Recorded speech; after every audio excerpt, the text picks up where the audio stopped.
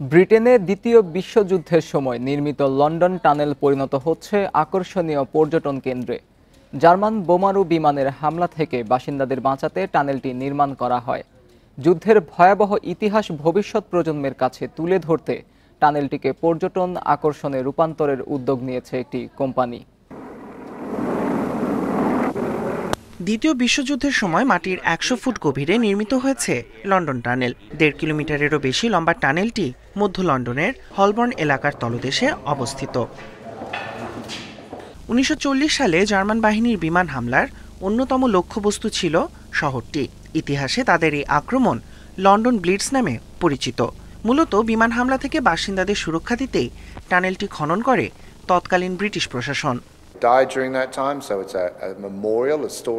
যুদ্ধে প্রায় ৪৩,০০০ মানুষ নিহত হয়েছিল।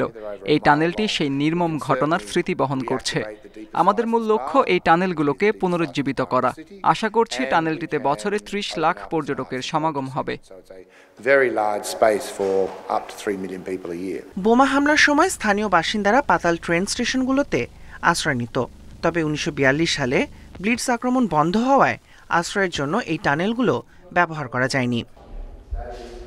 ১৯৪৪ সালে এই টানেলে গোয়েন্দা সংস্থার সদর দপ্তর ছিল। সেখানে জেমস বন্ডের লেখক ইয়ান ফ্লেমিং নৌ গোয়েন্দা সংস্থায় কাজ করতেন। ধারণা করা হয় এই টানেল থেকে তিনি তার বিখ্যাত কিউ ব্রাঞ্চ তৈরির অনুপ্রেরণা পেয়েছিলেন। আশা করছি এটি ইতিহাস ও ঐতিহ্য কেন্দ্রিক পর্যটন আকর্ষণে পরিণত হবে। ১৯৯৯ সালে পর্যটন কেন্দ্র লন্ডন আইয়ের পর নতুন পর্যটন কেন্দ্র খোলা হয়নি। শহরটি পর্যটনের জন্য দুর্দান্ত। পর্যটকরা লন্ডনে থাকলে এখানকার ইতিহাস দেখতে চাইবে। টানেলটি অবশ্যই সেই ইতিহাসের অংশ। ১৯৭০ সাল থেকে টানেল নেটওয়ার্কটি বেশিরভাগ জায়গা খালি পড়ে আছে। এটিকে পর্যটন কেন্দ্রে পরিণত করতে প্রায় $১৫ কোটি খরচ হবে।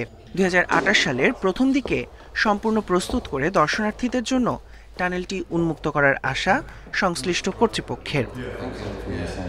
Tahmid Abrar, independent news.